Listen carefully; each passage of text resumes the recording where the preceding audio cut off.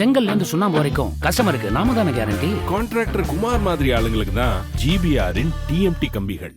West Nile காய்ச்சல் கேரளாவில் கண்டறியப்பட்டிருக்கும் நிலையில் பாதிப்பிற்கான காரணம், அறிகுறிகள் ஆகியவை குறித்து இந்த செய்தி தொகுப்பில் பார்க்கலாம். கொரோனா வைரஸ் பாதிப்பிலிருந்து மீண்டுள்ள நிலையில் தற்போது வெஸ்ட் நைல் என்ற வார்த்தை பொதுமக்களை பெரிதும் அச்சுறுத்தும் வார்த்தையாக மாறியுள்ளது. இதற்கு காரணம் கேரளாவில் வெஸ்ட் நைல் காய்ச்சலால் ஏற்பட்டுள்ள பாதிப்புகள்தான். கொசுக்களால் பரவும் இந்த காய்ச்சல் 1937ஆம் ஆண்டு முதல் முறையாக ஆப்பிரிக்க நாடான உகாண்டாவில் கண்டறியப்பட்டது. வெஸ்ட் நைல் மாவட்டத்தைச் சேர்ந்த பெண் ஒருவர் இதனால் முதல் முறையாக பாதிக்கப்பட்டார். இதன் காரணமாகவே இந்த காய்ச்சலுக்கு வெஸ்ட் நைல் என பெயர் வந்தது. இதைத் தொடர்ந்து 1999ஆம் ஆண்டு வட அமெரிக்காவில் காய்ச்சல் பாதிப்பு ஏற்பட்டது. பின் உலகின் பல்வேறு நாடுகளில் இந்த காய்ச்சல் பாதிப்புகள் ஏற்பட்டன.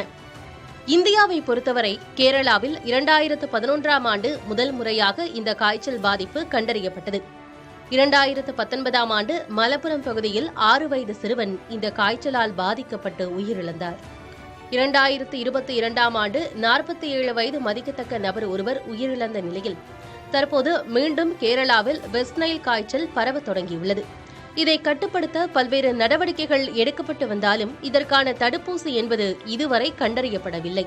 பொதுவாக இந்த வகை காய்ச்சலால் பாதிக்கப்படுவோரில் 80% பேருக்கு அறிகுறிகள் எதுவும் தென்படாது.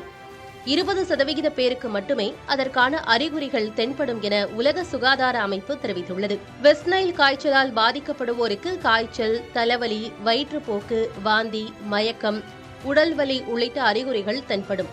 பாதிக்கப்பட்டவர்களுக்கு கொசுக்கள் கடித்து 2 முதல் 14 நாட்களுக்குள் அதற்கான அறிகுறிகள் தென்படும் என தெரிவிக்கப்பட்டுள்ளது. பாதிப்பு மோசமாக இருக்கும் பட்சத்தில் உயிரிழப்பு ஏற்படும் என்றும் இந்த காய்ச்சல் பாதிப்பு குதிரைகளுக்கும் ஏற்படும் என்றும் உலக சுகாதார அமைப்பு தெரிவித்துள்ளது. அனைத்து வயதினருக்கும் வெஸ்ட் நைல் காய்ச்சலால் பாதிப்பு ஏற்படும் என்றாலும் 60 வயதிற்கு மேற்பட்டோருக்கும் இதர நோயாளிகளுக்கும் இதனால் ஏற்படும் பாதிப்பு தீவிரமாக இருக்கும் என கூறப்படுகிறது.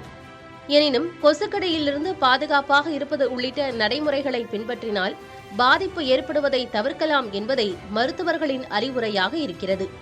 புதிய தலைமுறைக்காக தினேஷ் குகன். செங்கல்ல இருந்து சுண்ணாம்பு வரைக்கும் கஸ்டமருக்கு நாம தானே கேரண்டி. கான்ட்ராக்டர் குமார் மாதிரி ஆளுங்களுக்கு தான் ஜிபிஆரின் டிஎம்டி கம்பிகள்.